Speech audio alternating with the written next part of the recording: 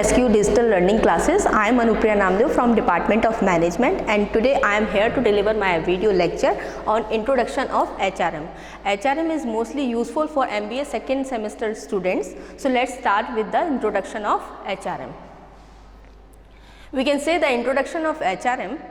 In HRM, we will study the business organization that after hiring, management and firing procedure. That mean कि जो HRM होता है वो एक ब्रिज होता है आपके ऑर्गेनाइजेशन एंड एम्प्लॉयर के बीच का। उसमें जो आपके rules and regulation and policies जो क्रिएट होते हैं वो आपका HRM प्रोड्यूस करता है एंड अंडर प्रोसेस चलती है। ठीक है, तो इसमें आप देख सकते हैं मोस्टली जो फंक्शंस रहते हैं HRM के वो पीपल बेस्ड रहते हैं। पीपल बेस्ड मतलब we were talking about employ and employer. तो जो होल प्रोसेस होती है एक ऑर्गेनाइजेशन की HRM डिपार्टमेंट में वो आपकी HR मैनेज करता है। नाउ देखेंगे कि what is HR।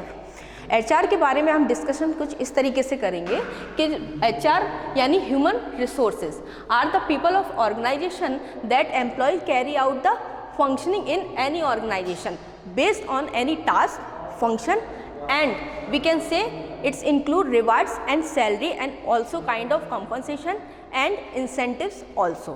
So HRM we can say कि एक आपका पर्टिकुलर पर्सन होता है जो किसी भी ऑर्गेनाइजेशन की rules, regulations, policy and criteria decide करता है।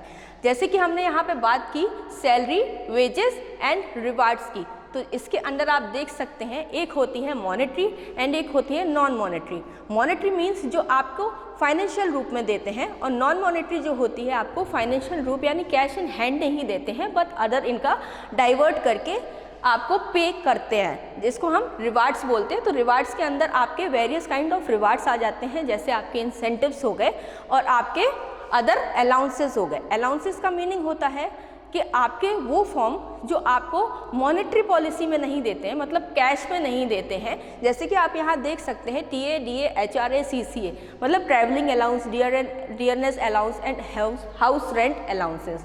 तो ये आपके किस में आते हैं? कंपनसेशन एंड रिवार्ड्स में आते हैं। अब बात करते हैं व्हाट इज़ HRM। हम HR की बात कर रहे थे, अब आगे बढ़ के हम बात करेंगे HRM की। तो HRM जो होता है वैसे आप देख सकते हैं ह्यूमन रिसोर्स मैनेजमेंट, ये बेसिकली जो आपका वर्क करता है वो planning, organizing, directing and controlling. ये किसके लिए यूज़ होता है? सपोज दैट आप किसी ऑर्गेनाइजेशन में वर्क कर रहे हो और आपका एक प्रोडक्ट मार्केट में लॉन्च होने वाला है और उस प्रोडक्ट के लिए आपको कोई तो प्लानिंग चाहिए होगी ना, तो वो किसके अंडर आएगा? आपका वो HRM के अंदर आएगा। जैसे आपका प्रोडक्ट लॉन्च हुआ, किस तरीके से उसको लॉन्च करना है, उसकी प्री प्लानिंग कैसे करनी है, उसकी मार्केट वैल्यू क्या करनी है, उसके MRP रेट क्या करने हैं, उसका मार्केटिंग स्ट्रेटजी क्या होनी चाहिए, वो आपकी सारे प्लानिंग के अंदर आएंगे। इसके बाद हम देखते हैं ऑर्गेनाइजिंग। अब सपोज दैट आपका प्रोडक्ट जो है वो मार्केट में लॉन्च हो गया है, तो उसको ऑर्गेनाइज किस लेवल पे करेंगे? आपको एक टीम की ज़रूरत होगी, तो वो टीम क्या करेगी? आपके प्रोडक्ट को मार्केट में इंट्रोड्यूस कराएगी ऑर्गेनाइज मैनर में, ताकि आपका जो प्रोडक्ट रहे वो मार्केट वैल्यू को भी हाइप करे और उसकी जो कॉस्टिंग हो वो प्रॉफिटेबिलिटी जनरेट करे। किसके लिए? ऑर्गेनाइजेशन के लिए। नेक्स्ट हम बात करेंगे डायरेक्टिंग। डायरेक्टिंग की बात इसलिए करेंगे क्योंकि जब आपकी वो टीम बनेगी तो उसमें एक TL होता है जिसका फुल फॉर्म होता है टीम लीडर। ठीक है, वो क्या करता है? अपनी टीम को कोऑर्डिनेट करता है ताकि जो आपका प्रोडक्ट है वो डिसबैलेंस ना हो और उसकी मार्केट वैल्यू हमेशा इक्विलिब्रियम बनी रहे। कंट्रोलिंग की हम सेकेंडली बात करेंगे तो इसको बोलते हैं cooperation and coordination. Cooperation and coordination वो होता है कि जब आप बात करते हो अपने प्रोडक्ट की, तो एक टीम जब वर्क करती है उसमें कोऑपरेशन एंड कोऑर्डिनेशन होना बहुत ज़्यादा ज़रूरी रहता है। ठीक है, तो ये सारी चीज़ें किसके बेसिस पे वर्क करेंगी? अंडर द HRM के। ओके, नेक्स्ट ये जो सारी प्रोसेस है आप देख सकते हो ये किसके ऊपर मोस्टली वर्क करेंगी? वो है आपका compensation, integration, maintenance and separation of human resources. At the end हम ये बात करें कि हर एक इंडिविजुअल पर्सनैलिटी जो आपके उस प्रोडक्ट पे वर्क कर रहा है उसको एक दूसरे के साथ कोऑपरेशन एंड कोऑर्डिनेशन बिठा के वर्क करना करेगा। किसके ऊपर? एक इंडिविजुअल टारगेट के ऊपर। तो इसके अंडर जो प्रोसेस होगी उसको हम क्या बोलेंगे? HRM। I think it must be clear. Now we will talk about importance of HRM, जैसे कि हमें पता है कि इसकी ज़रूरत क्यों पड़ती है, तो हम बात करते हैं। जैसे यहाँ पे आप सारे पॉइंट्स देख सकते हो। First recruitment, second training and development, third appraisal, career planning and development, employ benefits and employ safety and employ motivation. तो फर्स्टली हम बात जब करते हैं रिक्रूटमेंट की, सबसे पहले मैं आपको ये बताऊंगी कि रिक्रूटमेंट एक्चुअल में होता क्या है, ठीक है। तो जो रिक्रूटमेंट होता है वो आपकी एक लार्ज लेवल प्रोसेस है। एक किसी भी ऑर्गेनाइजेशन के लिए अगर कोई आपकी वैकेंट प्लेस है तो उसके लिए आपका रिक्रूटमेंट प्रोसेस चलती है कि स्पेसिफिक जॉब के लिए आपको हायर किया जाता है, ठीक है। तो यहाँ बहुत ज़्यादा डिफरेंस होता है और बहुत ज़्यादा कन्फ्यूज़न भी क्रिएट होता है कि आपके रिक्रूटमेंट और हायरिंग में डिफरेंस क्या है, ठीक है। तो रिक्रूटमेंट जो होती है आपकी, वो आपकी एक स्पेसिफिक जॉब यानी जो आपका डेजिग्नेशन है उसके लिए होती है, और हायरिंग जो होती है वो बल्क लेवल पे होती है, ठीक है। नेक्स्ट बात करेंगे ट्रेनिंग एंड डेवलपमेंट। अब आप जानते हो कि आपके ऑर्गेनाइजेशन में कोई भी एम्प्लॉय या एम्प्लॉयर वर्क कर रहे हैं, उनको ट्रेन करना, उनकी स्किल्स इन्हेंसमेंट के लिए बहुत ज़्यादा जरूरी रहता है आपका ट्रेनिंग एंड डेवलपमेंट प्रोसेस। तो हम क्या करेंगे, अगर आपका कोई भी न्यू कमर है या फ्रेशर है, उसको आपके कॉर्पोरेट वर्ल्ड की पॉलिसीज़ नहीं पता है, प्रोटोकॉल्स नहीं पता है, तो अंडर सम डेज के लिए हम उनकी ट्रेनिंग एंड डेवलपमेंट की प्रोसीजर अडॉप्ट करते हैं। नेक्स्ट बात करेंगे अप्रेजल। अप्रेजल का मीनिंग होता है मूल्यांकन। मूल्यांकन का मतलब यह होता है कि आप इंडिविजुअल पर्सनैलिटी के ऊपर उसका अप्रेजल दे रहे हो। तो आप देखेंगे कि एम्प्लॉय की जब बात करते हैं तो उसमें बोलते हैं परफॉर्मेंस अप्रेजल। आपका ऑल ओवर एक्टिविटीज़ जो होती हैं वो एक अप्रेजल के रूप में आपको मिलती है एट द एंड, जिसको हम रिवार्ड्स, कंपनसेशन एंड इंसेंटिव बोलते हैं, ठीक है। नेक्स्ट बात करते हैं हम कैरियर प्लानिंग एंड डेवलपमेंट की। कुछ ऐसे लोग होते हैं जो आप सपोज दैट IT वर्ल्ड में वर्क कर रहे हैं, बट उनका जो है वो पर्सनैलिटी डेवलपमेंट में बहुत अच्छा रोल प्ले होता है। तो क्या करते हैं कि जैसे वो अपना IT का वर्क भी साथ साथ उसमें पर्सनैलिटी इन्हेंसमेंट के लिए कुछ एक्टिविटी भी वीकेंड्स पे परफॉर्म करते हैं। तो वैसे लोग जो होते हैं वो आपके कैरियर प्लानिंग एंड डेवलपमेंट के लिए भी यूज़ होते हैं। यानी वो पर्सन जो होता है वो मल्टी टैलेंटेड होता है, अपने काम के साथ साथ एक्स्ट्रा को करिकुलर एक्टिविटी भी अपनी ऑर्गेनाइजेशन के लिए, अपने एम्प्लॉयर्स के लिए कंडक्ट कराता है, ठीक है। नेक्स्ट बात करते हैं एम्प्लॉय बेनिफिट्स। एम्प्लॉय बेनिफिट्स की हम लोग बात कर चुके हैं। ये मॉनेटरी और नॉन मॉनेटरी दोनों में पाया जाता है। जैसे आप मॉनेटरी देखेंगे तो मॉनेटरी का फॉर्म जो होता है वो कैश में होता है, जो आपकी सैलरी एंड वेजेस होते हैं। नॉन मॉनेटरी जो होते हैं वो आपके incentive and compensation and rewards में होते हैं। Next employ safety and employ motivation. Employ safety ऐसे होते हैं कि कुछ एक्ट्स हमारे गवर्नमेंट अभी क्रिएट कर रहा है जो एम्प्लॉय की सेफ्टी और हेल्थ के लिए मस्ट हैं, और वो एग्जीक्यूट भी हो गए हैं, इनेक्ट भी हो गए हैं। तो आगे हम वो एक्ट्स देखेंगे। इससे क्या होता है कि एम्प्लॉय हमेशा मोटिवेट रहता है। मोटिवेट मतलब वो इंट्रेंसिक भी मोटिवेट रहता है एंड एक्सट्रेंसिक भी मोटिवेट रहता है। इंट्रेंसिक में आप देखेंगे कि हमेशा वो गुडविल के लिए अच्छा वर्क करता है, वो रिजल्टेंट अच्छे देता है, ऑर्गेनाइजेशन के लिए हमेशा पॉसिबल अप्रोच को अडॉप्ट करता है। तो ये कैसे आते हैं, ये मोटिवेशन से ही आता है, okay. Next role of HRM। Role of HRM क्या होते हैं, वेरियस काइंड ऑफ रोल होते हैं, बट हम इधर पे कुछ ही देखेंगे। जैसे आप फर्स्ट में देख रहे हो कि आपका talent management, second compensation and benefit, training and development, next and last work place safety. First बात करते हैं टैलेंट मैनेजमेंट। टैलेंट मैनेजमेंट आप देख सकते हो कि जो आपकी रिक्रूटमेंट एंड हायरिंग की प्रोसेस होती है, जैसे मैं आपको पहले भी बता चुकी हूँ कि रिक्रूटमेंट और हायरिंग जो होती है वो बहुत डिफरेंट लेवल पे होती है, और इसके साथ साथ आपका ट्रेनिंग एंड डेवलपमेंट भी एम्प्लॉयज़ के लिए किया जाता है। वो भी मैं आपको बता चुकी हूँ कि ट्रेनिंग एंड डेवलपमेंट क्यों किया जाता है और किस लिए किया जाता है। एक पर्सनैलिटी इन्हेंसमेंट के लिए, जैसे कि आप देख सकते हो इसके अंदर कंपनसेशन एंड बेनिफिट्स भी इंक्लूड होते हैं। कंपनसेशन एंड बेनिफिट्स इसलिए होते हैं ताकि आप हमेशा मोटिवेट रहो और अपने ऑर्गेनाइजेशन के लिए हमेशा एक प्रोडक्टिव रिजल्ट जनरेट करते रहो। वो किसका वर्क होता है, वो एक HR का वर्क होता है, जो कि हर पॉलिसी के अकॉर्डिंग वो अपने एक प्लान को एग्जीक्यूट करवाने में कैपेबल रहता है अपने एम्प्लॉय अदर एम्प्लॉयर्स से, ओके। नेक्स्ट भी देखेंगे कि जो लास्ट है आपका जॉब डिस्क्रिप्शन। जैसे आप देख रहे हैं यहाँ पे creating job description with your department managers. Department managers वो होते हैं जिसके अंडर में आपका डिसीजन मेकिंग पावर होते हैं। डिसीजन मेकिंग पावर क्या होते हैं, जो आपके rules and regulations, policy, protocol, कोई भी क्राइटेरिया अगर जनरेट हुआ है आपके एचआर डिपार्टमेंट से, तो वो आपका कौन एग्जीक्यूट कराएगा, डिपार्टमेंट मैनेजर। डिपार्टमेंट मैनेजर सारी चीज़ें उनको एग्जीक्यूट कराने में आपको गाइड करेंगे। तो ये बहुत ही बिगेस्ट रोल प्ले करते हैं। और इसके बाद देखते हैं आपका जो रिजल्टेंट रहता है वो सक्सेशन प्लानिंग रहती है, यानी पूरी तरीके से सक्सेसफुल रहता है।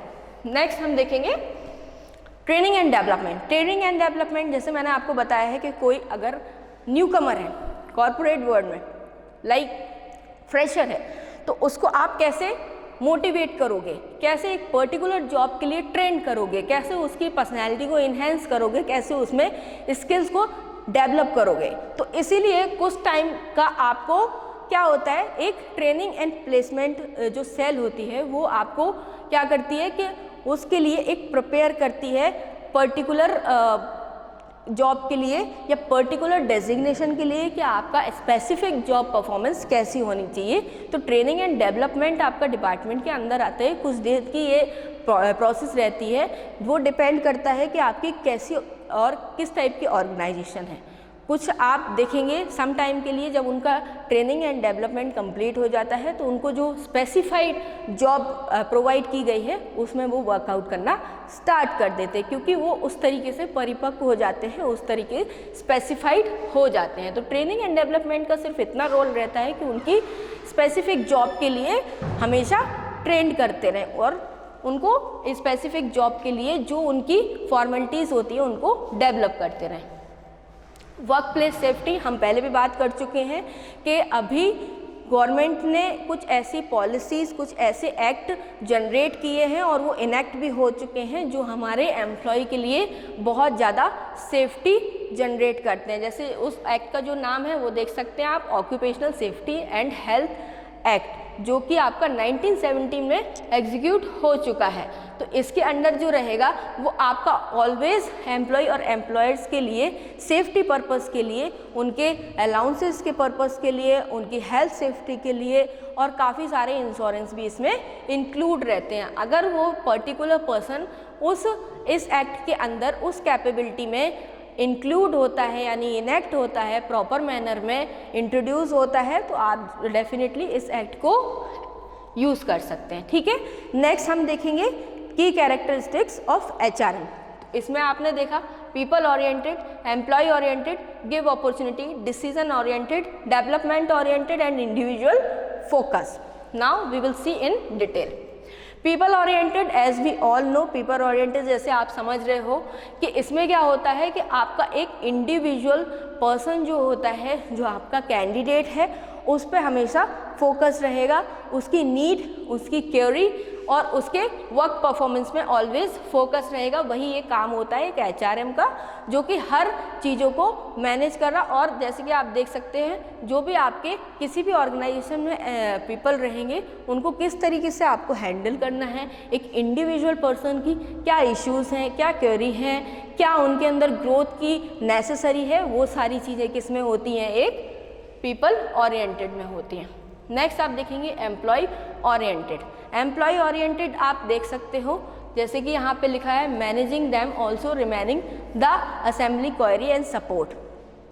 तो एम्प्लॉय का ये होता है कि जैसे आपका एक पर्टिकुलर एम्प्लॉय है, उसका क्या डाउट्स हैं, क्या क्वेरी हैं, क्या इश्यूज उसको अपने वर्क प्रोफाइल में आ रहे हैं, वो सारा चीज़ें आपको सॉल्व आउट करना मस्ट है और ये आपके एचआरएम में ऑलवेज इंक्लूड रहता है ताकि आपका ऑर्गेनाइजेशन के वर्क परफॉर्मेंस पे कोई अफेक्ट ना हो। नेक्स्ट बात करते हैं गिव अपॉर्चुनिटी। जैसे आप देख सकते हो कि बहुत सारे ऐसी अपॉर्चुनिटी होती हैं जब आप एक कॉर्पोरेट वर्ल्ड में, एक ऑर्गेनाइजेशन में वर्क करते हो, तो बहुत सारी अपॉर्चुनिटी आपको प्रोवाइड होती हैं। आपको डिपेंड करता है कि कब आपको वो अपॉर्चुनिटी टेकल करनी है और कब आपको अपॉर्चुनिटी वो टेकल नहीं करनी है। ये कोई टाइम बेस्ड प्रोसेस नहीं रहती है। आप जब चाहे इनको इनटेक कर सकते हो और जब चाहे इन पे एनालिसिस कर सकते हो। ये ऑल ओवर चीज़ें जो रहेंगी वो आपके इंडिविजुअल डिसीजन पे डिपेंड करेंगी। ठीक है, तो गिव अपॉर्चुनिटी इसके अंदर आएगा। सेकंड हम बात कर रहे हैं डिसीजन ओरिएंटेड की। ये बहुत ही मस्त होता है एक एम्प्लॉय को या फिर एक एचआर को डिसीज़न मेक करना। सपोज दैट कभी भी एक ऑर्गेनाइजेशन में क्लैशेस आ जाते हैं, कोई ऐसी चीज़ें होती हैं जो अनवांटेडली जनरेट हो जाती हैं, either it will be depend on your product, either it will be depend on situation of organization. तो ये चीज़ें आपको सॉल्व आउट कैसे करनी है, तो उसके लिए एक एनालिसिस टीम बनती है जिसको हम डिसीजन ओरिएंटेड करने के लिए छोड़ देते हैं। उनका जो एक पैनल होता है वो हर एस्पेक्ट पे आपको जज करता है, हर एस्पेक्ट पे आपको डिसीजन बनाने के लिए प्रिपेयर करता है कि आप उसके लिए कैपेबल हो या नहीं हो, या अगर इशू जनरेट हो रहा है तो वो कहाँ से हो रहा है, ये सारी चीज़ें वो पैनल डिसाइड करेगा। और उस अंडर प्रोसेस के थ्रू ही आपका जो वर्ड आएगा आपका डिसीजन ओरिएंटेड, जो कि आपके हेल्प किस में करेगा, आपके ऑर्गेनाइजेशन को हमेशा कंटिन्यूसली फ्लो करने में। नेक्स्ट देखेंगे डेवलपमेंट ओरिएंटेड। हम देखते हैं वेरियस काइंड ऑफ टेक्नोलॉजी अब इंट्रोड्यूस हो चुकी हैं हमारे प्लेटफॉर्म पे। तो कौन कौन सी ऐसी टेक्नोलॉजी हैं जिनका यूज़ करके हम अपने प्रोडक्ट की मार्केट वैल्यू इन्हेंस कर सकते हैं। तो आप जैसे कि यहाँ पे देख रहे हो कि डेवलपमेंट ओरिएंटेड रहता है, मतलब किस किस तरीके से आप अपने प्लान को एग्जीक्यूट कर सकते हो, अपने प्रोडक्ट को इंट्रोड्यूस कर सकते हो, किसके लिए, आपके ऑर्गेनाइजेशन बेनिफिट के लिए, आपके एम्प्लॉयज़ एंड एम्प्लॉयर के बेनिफिट्स के लिए, ताकि आपकी जो कंपनी है, आपकी जो ऑर्गेनाइजेशन है वो हमेशा बूम पे परफॉर्म कर सके। नेक्स्ट बात करते हैं इंडिविजुअल फोकस। अब इंडिविजुअल फोकस क्या होता है, हम ऑलरेडी बात कर चुके हैं। एक पर्टिकुलर पर्सनैलिटी के अगर कोई भी रूल्स रेगुलेशन बनाए गए हैं और उसमें उसको कोई क्वेरी या इशू क्रिएट हो रहा है, तो वो आपकी जो इश्यूज़ रहेंगे वो कौन आपका रिजॉल्व करेंगे, वो एचआर टीम ही आपके रिजॉल्व करेगी, जो एक ऑर्गेनाइजेशन में एक पर्टिकुलर डिपार्टमेंट होता है। तो ये सारी चीज़ें वो आपके पर्सनल लेवल पे सॉल्व करते हैं। नेक्स्ट और लास्ट हम देखेंगे ओवरव्यू ऑफ एचआरएम। जैसे कि आप देख सकते हो एचआरएम जो होता है वो इंश्योर करता है पॉजिटिव वर्क प्लेस को, ताकि हमारा जो एनवायरनमेंट है वो ऑलवेज पॉजिटिविटी एंड मोटिवेटेड रहे। और नेक्स्ट देखेंगे आप इधर पे कि benefits, training and development, employ relations.